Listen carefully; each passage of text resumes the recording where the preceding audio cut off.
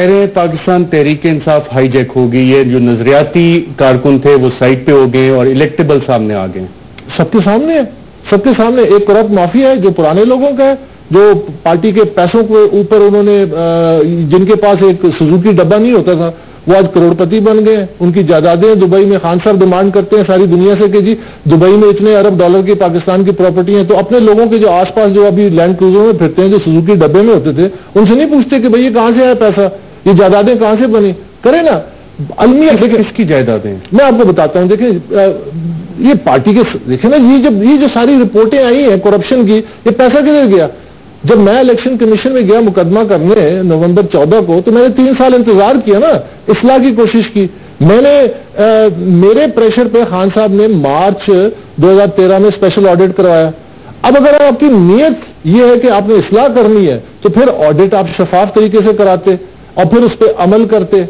ये मैं इलेक्शन के हवाले से कह रहा हूं। इलेक्शन के लिए जब इन्होंने ट्राइब्यूनल बनाया, तो वो जब प्रेशर वर्कर्स का आया, तो उन्होंने कहा आपको विंडो ड्रेसिंग करनी है, प्रेशर रिलीज करना है, एक ट्राइब्यूनल बना दिया। नियत ये नहीं थी कि उस पर अमल करेंगे। अब जब उनकी रिपोर्ट आ गई और उन्होंने फैसला सुना दिया 17 अक्टूबर को 2014 को कि आप 6 महीने में नए इलेक्शन कराएं और शफाफ इलेक्शन कराएं, तो मार्च 17 तक कुछ उस पर अमल नहीं हुआ। तो उसके बाद उन्होंने तमाम इदारों को डिसॉल्व कर दिया कि ये तो एक इलीगल इलेक्शन की पैदावार है, नाजायज है, ये जो ओहदेदार आ रही है नाजायज है।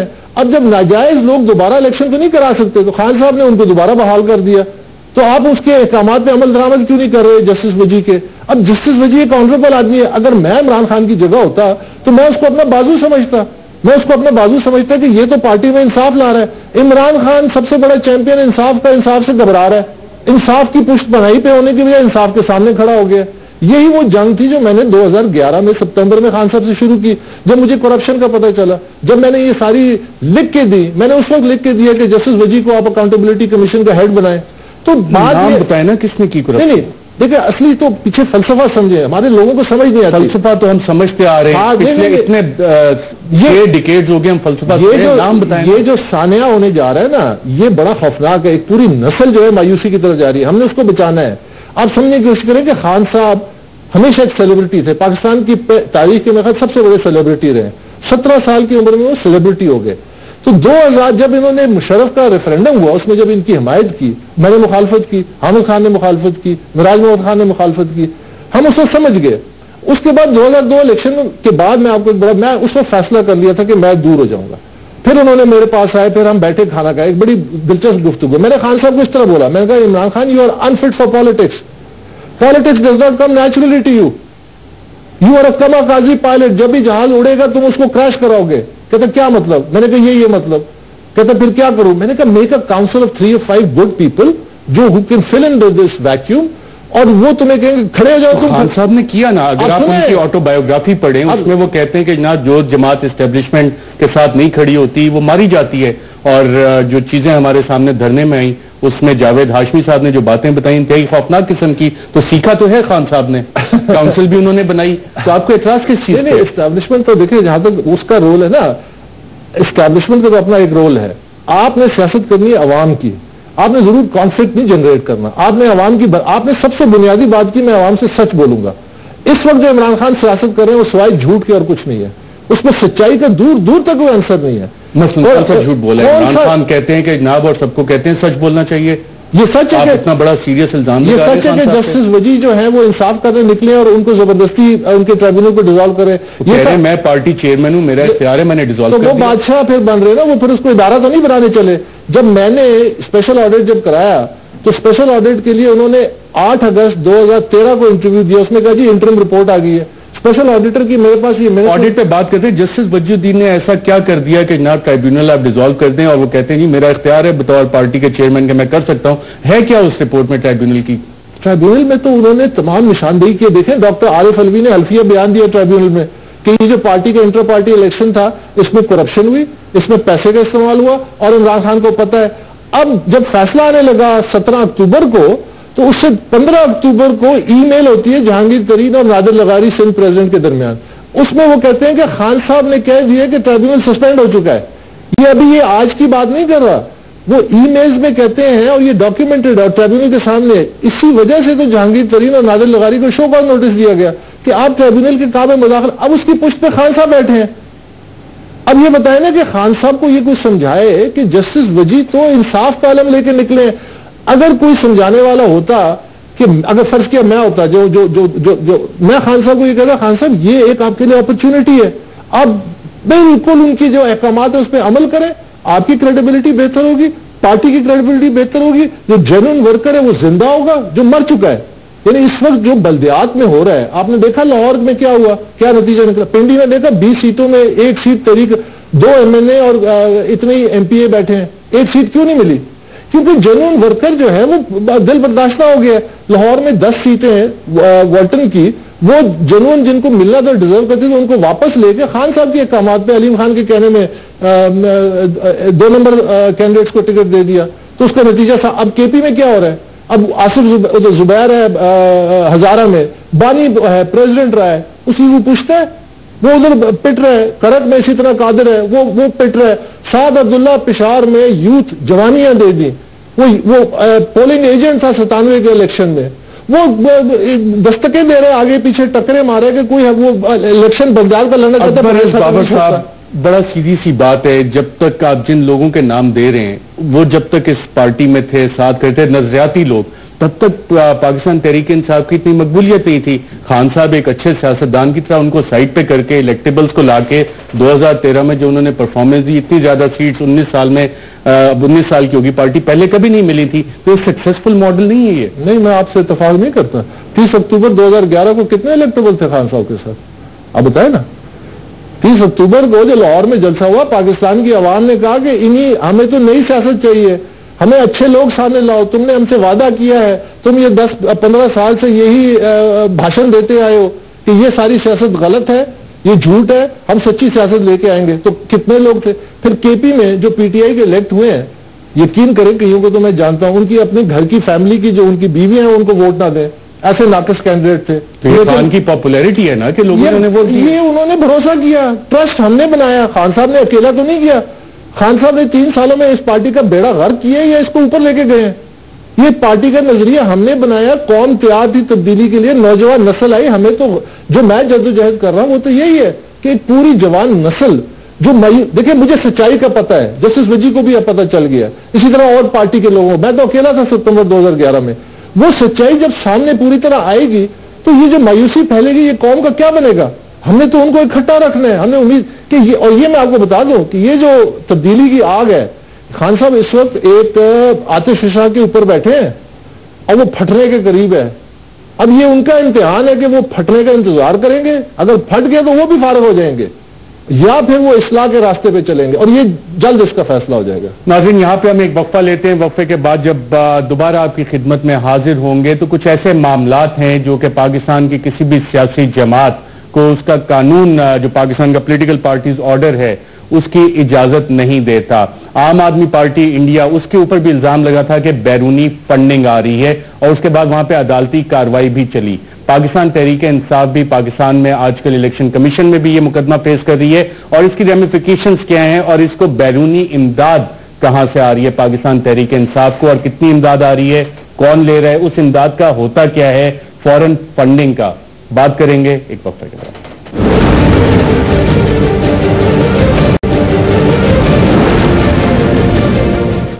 वेलकम बैक नाज़रीन। पाकिस्तान का पॉलिटिकल पार्टीज ऑर्डर बड़ा वाज़ेह है कि पाकिस्तान की कोई भी सियासी जमात बैरून मुल्क से फंडिंग नहीं ले सकती, और इसमें डायरेक्टली या इनडायरेक्टली या कोई बैरूनी हुकूमत भी, यानी फॉरेन गवर्नमेंट, मल्टीनेशनल और या डोमेस्टिकली इनकॉर्पोरेटेड पब्लिक और प्राइवेट कंपनी, फर्म, ट्रेड और प्रोफेशनल एसोसिएशन, ये सब उस पर प्रोहिबिशंस हैं पाकिस्तान पॉलिटिकल ऑर्डर्स 2002 के मुताबिक। लेकिन इलेक्शन कमीशन ऑफ पाकिस्तान में अकबर एस बाबर साहब एक केस लेके गए, उसकी तफसीलात क्या हैं। अकबर एस बाबर साहब, फॉरेन फंडिंग एक जमात को आ रही है, हमने आम आदमी पार्टी इंडिया में देखा जिसकी बहुत पॉपुलैरिटी थी, बाज लोग उसका कंपैरिजन भी करते हैं पाकिस्तान तहरीक इंसाफ की तरह, लेकिन वहां पे पता लगा जी अमरीकी हुकूमत उन्हें फंड कर रही है, और फिर केसेस चले।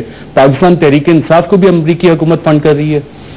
नहीं, अमरीकी हुकूमत की फंडिंग के शवाहिद तो नहीं है, लेकिन कानून जो है वो जिस तरह आपने पढ़ के सुना है बड़े वाजे है, और ये इसकी निशानदेही भी मैंने जब सितंबर में की थी 2011 में कि प्राइवेट बैंक अकाउंट्स में पैसा आ रहा है, अकाउंटेबल नहीं है। मेरी एम्प्लॉइज जो पीटीआई के एम्प्लॉइज हैं उनके पर्सनल बैंक अकाउंट में पैसा आ रहा है, अकाउंटेंट के एक बैलेंस शीट 36 लाख की है, बेचारा गरीब सा आदमी है। तो ये सब मैंने निशानदेही की। फिर उसके बाद जब उन्होंने स्पेशल ऑडिट कराया, मार्च में शुरू कराया, तो उसमें मैं प्रिंसिपल कंप्लेनेंट था। मैंने उनको लिख के दिया ऑडिटर को कि आप ये तमाम जो कवानीन की खिलाफ वर्जी हो रही है उसकी कंपैटिबिलिटी देखें कि ये जो फंडिंग आ रही है इसकी सोर्स एंड डिटेल्स। हुआ क्या कि पैसा आ किसके कहने पर रहा है? ये खान साहब के। खान साहब ने अमेरिका में 2 लिमिटेड लायबिलिटी कंपनी जो है अपने दस्तखतों से रजिस्टर की हैं। आपके पास सबूत है कोई? बिल्कुल सबूत है उसका। ये अगर आप ये देखिए कि ये खान साहब के दस्तखत हैं। ये एक एलएलसी है जिसका 5975 नंबर है और ये अमेरिकी डिपार्टमेंट ऑफ जस्टिस की वेबसाइट पे है। और ये दूसरी डिपार्टमेंट ऑफ जस्टिस उनकी वेबसाइट है। वेबसाइट पे कानूनी रिक्वायरमेंट है कि कोई भी इस तरह कंपनी रजिस्टर होती है तो वो डिक्लेयर करेगी अपने रजिस्ट्रेशन डॉक्यूमेंट्स और जितनी फंडिंग आती है। तो ये एक फारा एक्ट है। इसकी कंपनी ये इन्होंने पाकिस्तान अमेरिका के ताल्लुकात को बेहतर बनाने के लिए और वहां पीटीआई के लिए फंड रेजिंग के लिए बनाई। ये दूसरी एलएलसी, दूसरी कंपनी जो रजिस्टर कराई है खान साहब के दस्तखतों से वहां रजिस्टर हुई है। इसके एम्स एंड ऑब्जेक्टिव्स भी सारे लिखे हुए हैं। यहां तक ये लिखा हुआ है कि इसकी ये जो कंपनी है इसमें chairman Pakistan Tehreek Insaf may dissolve the corporation PTI USA LLC at any time without prior approval of the board of directors। ये इसके गवर्निंग डॉक्यूमेंट्स हैं और ये पब्लिक डोमेन में है। उनकी वेबसाइट पे देखें, वहां तो एक आरटीआई का एक कॉन्सेप्ट है कि वो पैसे कैसे लेते हैं। अब ये पैसे वहां पे जो फंड रेजिंग खान साहब ने की, और खान साहब ने फंड रेजिंग की कि वहां पे मैं $10 पर member per month membership campaign करता हूं और हर डिस्ट्रिक्ट में एक दफ्तर खोलूंगा तहरीक इंसाफ से।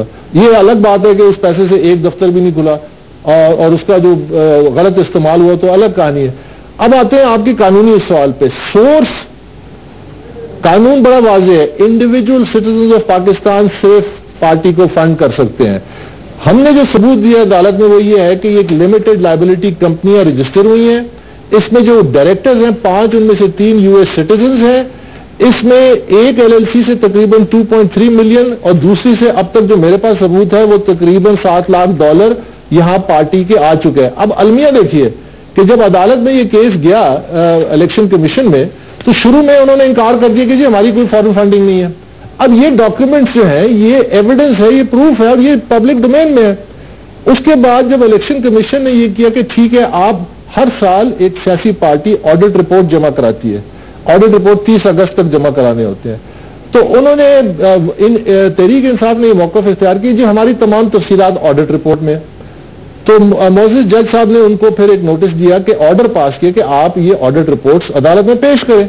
जब पेशी हुई तो उन्होंने कहा कहाँ है डिटेल्स कोई नहीं।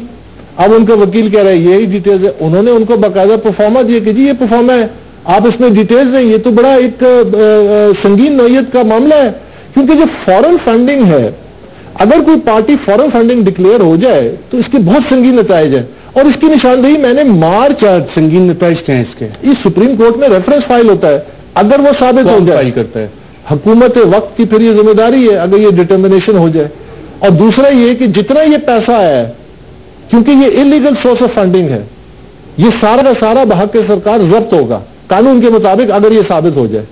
ये कानून बड़ा स्पेसिफिक है और ये इलेक्शन कमीशन को इख्तियार देता है। अब मेरी नीयत देखिए कि मैंने मार्च में जब ऑडिटर को लिखा, ये तमाम चीजों की निशानदेही की। खान साहब अगर इस्लाह के रास्ते पे होते तो ऑडिटर को खुला इख्तियार देते और उनकी रिकमेंडेशंस पे अमल करते। तो मैं तो इस्लाह के रास्ते पे था। मैं तो इस तहरीक इंसाफ को एक बेहतर तरीके इंसाफ यानी सही मानों में अपने जो इंसाफ के नारा लेके निकला था उसके। खान साहब ने नारा तो आप ये भी लेके चले थे, साफ चली, शफाफ चली, तहरीक इंसाफ चली। तो ये जो मामलात हैं, डोनेशन अगर वहां से आ रही है, इसका इस्तेमाल किधर हुआ? देखिए, ये इसका तो एक दूसरा पहलू है। जब ऑडिट रिपोर्ट में इन्होंने ऑडिटर से कोऑपरेट नहीं किया, उसको बैंक अकाउंट्स नहीं दिए, मैंने उनको कहा कि इन सब के, खान साहब कहते हैं ना कि प्रॉपर्टियां जाके चेक करो, तो पीटीआई के जो लोग अकाउंट्स को मैनेज कर रहे हैं, 5 लोग हैं जो चेक साइन करते हैं और फिर एक बोर्ड है। कौन कौन चेक साइन करते हैं? 10 मुझे मसलन सैफुल्लाह नियाजी है, आमिर कियानी है, डॉक्टर मोहम्मद है, सुदार अजहर तारिक है जो फाइनेंस सेक्रेटरी है, और एक और सर, इसमें 4 ये लोग हैं। अब ये फंड्स को जब चेक है और फिर एम्प्लॉइज हैं जो डॉक्यूमेंटेड है, जिनके प्राइवेट बैंक अकाउंट में पैसा है, तो मैंने ऑडिटर से ये कंप्लेन। आप इल्जाम लगा रहे हैं कि जो डोनेशन जो कि पॉलिटिकल पार्टीज ऑर्डर के मुताबिक सियासी जमात के लिए फॉरेन डोनेशन इलीगल है, वो आई और फिर उनका इस्तेमाल उस तरह से नहीं हुआ, उसमें घपले हुए, करप्शन हुई। मैं इल्जाम नहीं लगा रहा, ये साबित हो चुका है, ऑडिट रिपोर्ट ने साबित कर दिया है। ऑडिटर ने जब ये सारी चीजें साबित कर दी तो फिर ऑडिटर को आपने इख्तियार, उसने जब कहा कि मुझे सारे अपने बैंक अकाउंट्स दें, इन्होंने उसको एक्सेस नहीं दी। मैंने ऑडिटर को कहा आप स्टेट बैंक को खत लिखिए, तमाम इनके अकाउंट्स निकलवाइए। पार्टी ने उनको इजाजत नहीं दी क्योंकि पार्टी ने उनको हायर किया था। आप इससे अंदाजा लगाएं कि जो ऑडिटर है, ये मैं पहली दफा किसी प्रोग्राम में कह रहा हूं कि ऑडिटर ड्यूरिंग द ऑडिट उसको पीटीआई का फाइनेंस सेक्रेटरी जो है वो बिजनेस ऑफर करता है, दैट्स कॉन्फ्लिक्ट ऑफ इंटरेस्ट। ये तो फाइनेंस सेक्रेटरी कौन था? सरदार अजहर। और ये ऑडिटर ने मेरे सामने कंफर्म किया, मेरे पास इसका रिकॉर्ड है। अब बात ये नहीं है, बात तो हमें तो खान साहब से तवक्को थी। देखिए जब आप किसी भी घर में कोई कानून कायदा नहीं होगा तो जो इनकलाबी है ना वो भी सारे किसी आपका तो रहा, लेकिन ये इस्तेमाल किधर हुआ? क्या धरना इन पैसों से हुआ? नहीं, धरने तो फिर बहुत बात की बात है, फिर तो बहुत पैसा आया ना, फिर तो बहुत शुरू में ये सीड मनी थे जिससे पीटीआई उठी है। जो डोनेशंस आई है ना ये सीड मनी। बाद में पैसा किधर से आया? बाद में तो हर तरफ से आया। अच्छा, खान साहब ने खुद टीवी इंटरव्यू में किस तरफ से आया? इंडिविजुअल डोनर्स, बड़े बड़े डोनर्स हैं, सुनने में तो यही आता है। जो देखिए मैं बात करूंगा उसकी, जो मेरे पास सबूत है, मेरे पास ये सबूत है कि इलीगल सोर्स से पैसा आया, मेरे पास ये सबूत है कि करप्शन हुई, मेरे पास गया किधर? ये करप्शन में बहुत सारा। किसने करप्शन की? ये जो पार्टी के मेन ओहदेदार थे जो फंड्स को मैनेज करते हैं, जो फंड्स मैंने आपको सारे बताए ना। अब देखिए मैं आपको एक बात बताऊं, मैं चाहता था कि फोरेंसिक ऑडिट हो, उसमें निशानदेही हो जाए, दूध का दूध पानी का पानी हो जाए। हम क्यों इसको टीवी की डिबेट में इल्जाम तराशी के वो कर दे कि वो कहे जी ये कैरेक्टर असैसिनेशन कर रहा है? मुझे जरूरत नहीं है, मैं तो इस्लाम मकसद था। तो ये प्रोसेस अभी इलेक्शन कमीशन में चला है। जो आप आज पाकिस्तान के अवाम को बता रहे हैं, क्या आपने इमरान खान साहब को बताई? सितंबर 2011 में उन्होंने क्या कहा? उस वक्त वो मुझे ये कहते थे कि उससे पहले बल्कि मुझे ये कहते थे कि अकबर पार्टी अभी जरा उठ रही है, इसको जरा बढ़ने दो। उनके जो पेट अल्फाज थे जो मुझे वो लिख के उन्होंने एसएमएस भी किया, वो ये था, Akbar they will either B reformed और रिमूव्ड। और अलमिया ये हुआ कि जब मैंने उस पर स्टैंड लिया, वो अपनी जगह पे कायम रहे, मुझे उन्होंने उस जहाज से जो हमने जिसको टेक ऑफ कराया था उसे बाहर फेंक दिया। ये अलमिया है और यही वो मजीउद्दीन साहब के साथ कर रहे हैं। उस वक्त मैं अकेला था, आज मैं अकेला नहीं हूं। फर्क सिर्फ इतना है, जस्टिस वजी के साथ जो ये कर रहे हैं ये वही है जो उन्होंने मेरे साथ किया, और फिर उसके बाद तो एक बड़ी लंबी तारीख है और लोगों के साथ जो उन्होंने किया। तो ये सारा का सारा, देखिए मैं आपको एक बात जो पस मंजर की है, खान साहब एक सेलिब्रिटी थे। जब मैंने 2002 में उनको ये कहा ना कि यूर कमर काजी पायलट, तो उन्होंने कहा कि जिस तरह तुम लोग कहोगे उस तरह मैं पार्टी चलाऊंगा। उस पर हम फिर चले। अब वो अच्छे नेकनामी के जरिए मजीद शोहरत कमाने वाला उनका मकसद था, इस्लाह मकसद नहीं था, तब्दीली मकसद नहीं। जो शख्स तब्दीली को दिल से ओन करता है ना, वो सवाल ही पैदा नहीं होता कि ये सब कुछ बर्दाश्त करे अपनी पार्टी में, क्या उसकी मसलियत है। इसका मतलब है कि वो अकबर बाबर साहब, I am shocked, Pakistan Tehreek Insaf तो तब्दीली चाहती है और आप कह रहे हैं इमरान खान साहब तब्दीली नहीं चाहते? तब्दीली चाहते होते तो फिर ये स्टेटस को गले क्यों लगा दिया? तब्दीली चाहते होते तो ये जो स्टेटस को के जो सिंबल्स हैं और स्टेटस को की जो रूट कॉजेज है, बीमारी है, वो क्या है? करप्शन है, लैक ऑफ अकाउंटेबिलिटी है, ट्रांसपेरेंसी नहीं है, जस्टिस नहीं है, वो असूल क्यों आज अपनाए? जस्टिस वजी खान साहब को क्या कहता है? जस्टिस वजी तो सिर्फ इंसाफ करने निकला है, वो तो खान साहब का झंडा उठा के फिर रहा है, पार्टी में होप रिवाइव कर रहा है। तो खान साहब को जस्टिस वजी क्या तकलीफ देता है? उसको क्यों निकाल रहे? मुझे तो चलो अकबर बाबर था, हम तो पागल थे, दीवाने थे, 16 साल हम लगे रहे तब्दीली में, लेकिन हम अपने असूल पे खड़े, सब्र किया, मसलियत की सियासत नहीं की। आज खड़े, आज मेरी बात दुनिया सुनती है, आज पीटीआई के वो वर्कर भी सुनते हैं, इंशाल्लाह कल ये तमाम नस्ल भी सुनेगी, क्योंकि हमने इनको जिंदा रखना है। ये बहुत बड़ा धोखा होने जा रहा है इस कौम के साथ। ये धोखा नहीं होगा, इसको हम बर्दाश्त नहीं करेंगे, इसका मुकाबला करेंगे। और खान साहब जो तहरीक इंसाफ लेके निकले थे नाइंसाफियों के खिलाफ, अब हम तहरीक इंसाफ के अंदर इंसाफ की तहरीक चलाएंगे और इंसाफ लेके आएंगे। और खान साहब बैठे हैं उसके ऊपर एक वोल्केनो के ऊपर, ये उन्होंने फैसला करना है। ये नहीं हो सकता कि वो उस रास्ते पे चले और दिखाएं कुछ और अपने आप को कहें कि मैं, ये हो ही नहीं सकता। अकबर बाबर साहब, आप फाउंडिंग मेंबर्स में से थे पाकिस्तान तहरीक इंसाफ की। एक क्रिटिसिज्म ये भी आता है कि जनाब क्योंकि पाकिस्तान तहरीक इंसाफ ने अकबर बाबर साहब को पार्टी से बाहर निकाल दिया, इस वजह से वो ये सारी चीजें कहते हैं। मैं तो देखे ना, मैं यही तो मैं कहता हूं कि एक तो ये कि मुझे कोई कागज दिखा दे, मैं अदालत में हूं, अदालत में इनके वकील ने ये सवाल उठाया, मैंने कहा भाई मुझे कोई सबूत दिखा दो, मुझे पार्टी से निकाला है। पॉलिटिकल पार्टीज ऑर्डर का कानून कहता है आपको शो कॉज मिलता है। और भैया उनको खान साहब के जाती मुलाजिम तो नहीं थे, खड़े खड़े निकाल दो। अब इस तरह इन्होंने केपी में किया कि अभी जो आजकल जो हो रहा है, जो वहां के जो जनरल सेक्रेटरी हैं या और जो अहदेदार हैं जिनके साथ करे, बस ये पार्टी में नहीं है, इस तरह थोड़ी तो होता है। आपने शोकॉज देना है, हेयरिंग करनी है, फैसला करना है, ये कानूनी हक है। आप मुझे एक डॉक्यूमेंट दिखा दे, इन्होंने अपनी वेबसाइट में मुझे एक दफा नहीं 3 दफा निकाला है। और फिर वकील अदालत में जाके कहता है कि मार्च 2013 में ये पार्टी के रुकन थे, तब ये ऑडिट इनके कहने पे हुए, जबकि दावा है इनका कि सितंबर 2011 मुझे फारिग कर दिया। अब इस तरह जस्टिस वजी अपनी रिपोर्ट में कहते हैं कॉन्ट्रडिक्शन है, कोई ये कवर अप तो नहीं हो रहा, फजिंग तो नहीं हो रही इंफॉर्मेशन की। तो ये इनको पता ही नहीं है, एक झूठ बोलेंगे ना, फिर 10 बोलेंगे, फिर 100 बोलेंगे, फिर 1000 बोलेंगे। तो दर्ज देते हैं सच बोलने का। धरने में पूरी कौम ने बारहा सुना कि जनाब मैं सिर्फ सच बोलता हूं, आप इतना इल्जाम लगा रहे हैं खान साहब के ऊपर। इस वक्त जो तहरीक इंसाफ मंजर आम पे, ये 2 नंबर तहरीक इंसाफ है। ये वो तहरीक इंसाफ है ही नहीं जो हमने बनाई थी। ये सिवाय झूठ के और कुछ नहीं बोलते, ये कौम को धोखा देते हैं।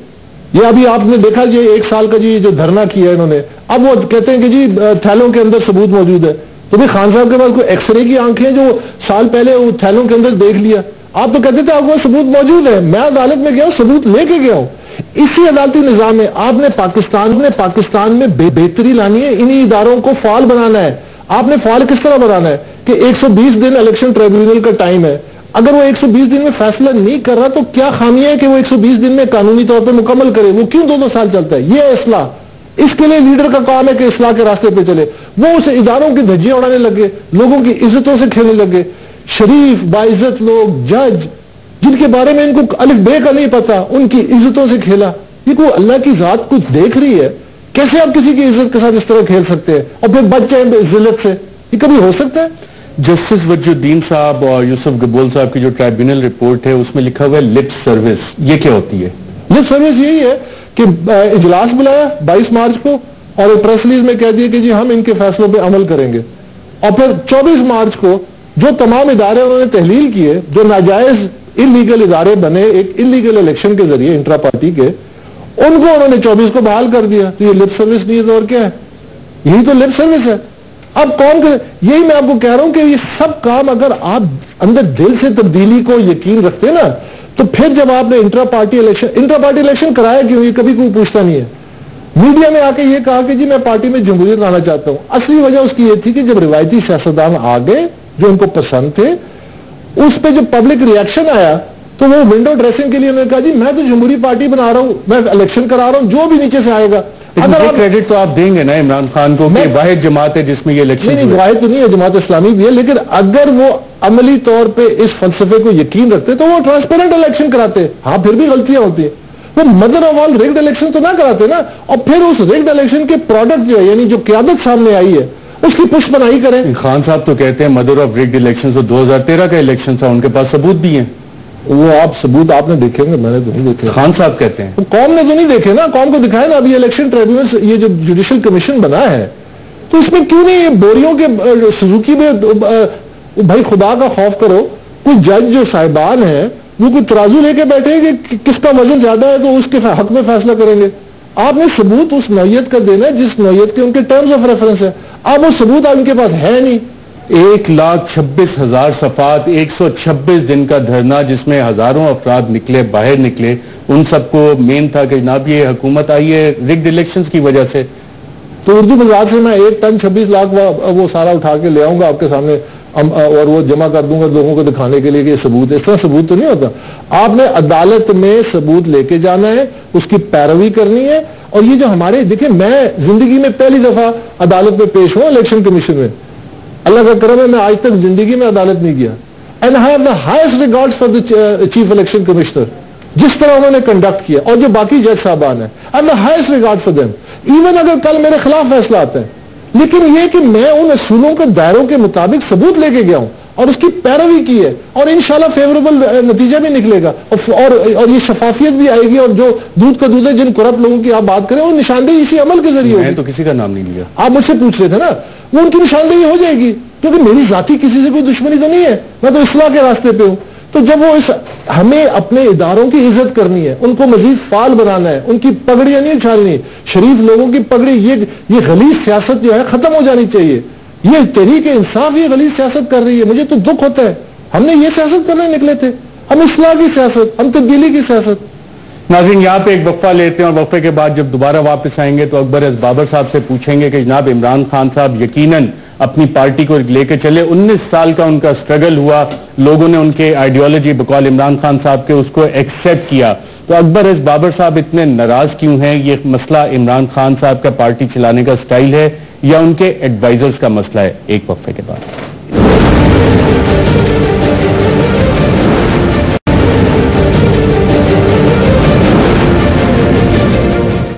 वेलकम बैक नाज़रीन। हम बात कर रहे हैं अकबर एस बाबर साहब के, पाकिस्तान तहरीक इंसाफ के फाउंडिंग मेंबर्स में इनका शुमार होता है और पाकिस्तान तहरीक इंसाफ के पहले बागी भी गिनवाया माने जाते हैं। अकबर एस बाबर साहब, हम बात कर रहे थे पार्टी की, जब हम देखते हैं KPK वहां हुकूमत इमरान खान साहब कहते हैं वहां एक मिसाली हुकूमत हमने कायम की है, वहां पे आप गवर्नेंस देखें और बाकी पूरे पाकिस्तान में तब्दीली तो आ गई है। दावा है, खोखला दावा है, अमली तौर पे कोई तब्दीली, हाँ यहाँ थोड़ी सी इंप्रूवमेंट, कोई टिंकरिंग, जैसे खान साहब खुद कहते हैं ना कि कैंसर का इलाज बैंडेड नहीं है, तो ये अब परवेज खटक इनकलाबी बन गया। 30 साल की रिवायती सियासत, सारा दिन जोड़ तोड़ का बादशाह आजम स्वाति, वो अब तब्दीली की अलामत बन गया।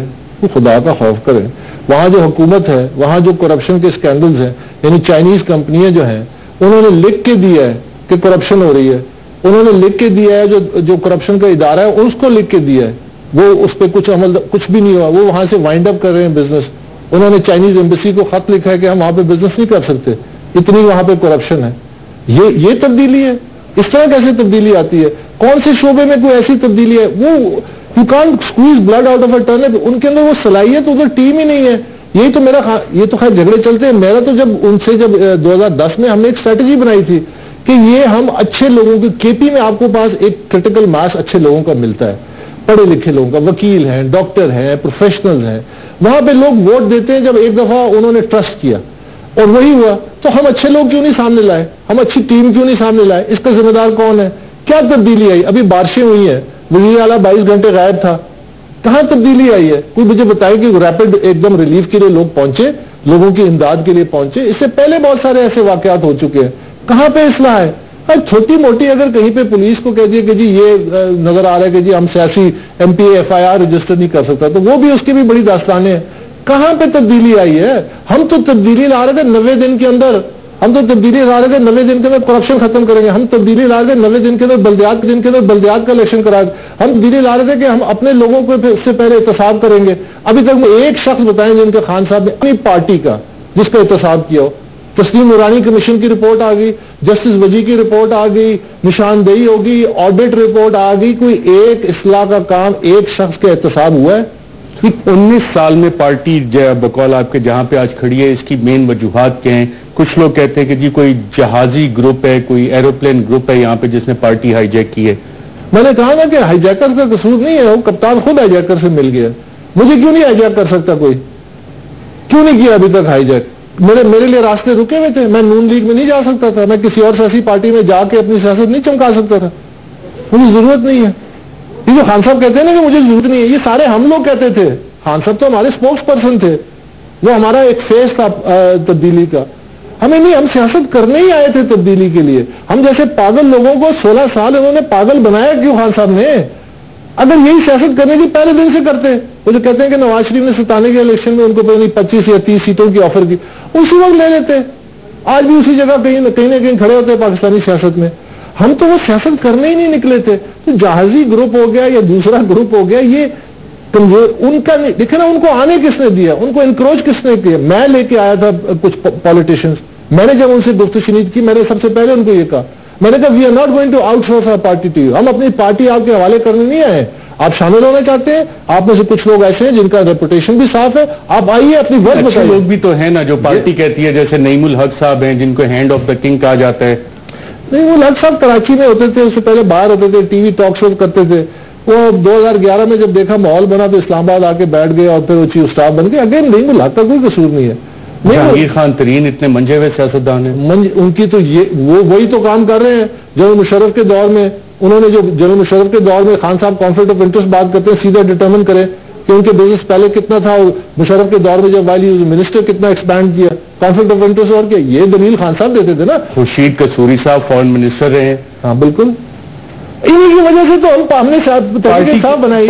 पार्टी का मुस्तकबिल आप कैसे देख रहे हैं? पाकिस्तान तहरीक इंसाफ नया पाकिस्तान किस तरह से बनाएगी और बाकी सियासी जमातों से किस तरह मुख्तलिफ? नहीं, मैंने आपको बताया इस वक्त जो तहरीक इंसाफ है ये नया क्या है, ये पुराने पाकिस्तान को भी बर्बाद कर देगी। इस वक्त जो तहरीक इंसाफ है ये तो मादर पितर हजार बेशुतर बेमोहर, ये तो एक, इसका तो कोई काबा किबला ही नहीं है, ये तो तबाही की तरफ ले जाएगी। और मुझे अलमिया है कि उस नौजवान नस्ल का क्या होगा, हमने उसको इकट्ठा करना है, हमने दोबारा वो तस्वीर पेश करनी है जो तब्दीली की। तहरीक इंसाफ का इस वक्त मैंने कह चुका हूं कि खान साहब का चाहे वो इलेक्शन में अच्छी केपी में भी परफॉर्मेंस भी दे दें, कोई मुस्तकबिल नहीं है। वो माजी की सियासत का हिस्सा बन चुके हैं, वो स्टेटस को की अलामत है। स्टेटस को हमारी बर्दाश्त नहीं है, हम स्टेटस को तब्दील करेंगे। खान साहब उसका हिस्सा बन गए, even at his own cost, हम तब्दील करेंगे, हम मुकाबला करेंगे, वो कर रहे हैं। अकबर एस बाबर साहब, प्रोग्राम में शिरकत का बहुत शुक्रिया। नाज़रीन, आपने अकबर एस बाबर साहब की बातें सुनी, फाउंडिंग मेंबर्स में से थे पाकिस्तान तहरीक इंसाफ के और पहले बागी थे। जो बातें उन्होंने की पाकिस्तान तहरीक इंसाफ के जो ऑफिस बेरर्स हैं उनको यकीनन इस पे एतराज हो सकता है, लेकिन एक मेंबर की जो बातें थी, नया पाकिस्तान का जो ख्वाब था, हमारी कोशिश थी कि अकबर एस बाबर और कुछ ऐसे लोग जो पाकिस्तान तहरीक इंसाफ में आजकल बहुत से सवालात उठाते हैं, जस्टिस बजुद्दीन का ट्राइब्यूनल डिसॉल्व हुआ, उसके ऊपर पाकिस्तान तहरीक इंसाफ में सवालात उठे। ये सवालात उठ क्यों रहे हैं? आप बेहतर जज हैं इन सारी चीजों का। नया पाकिस्तान और पुराना पाकिस्तान में क्या फर्क है, फैसला आपने करना है। इजाजत दीजिएगा नाज़रीन, अल्लाह हाफ़िज़।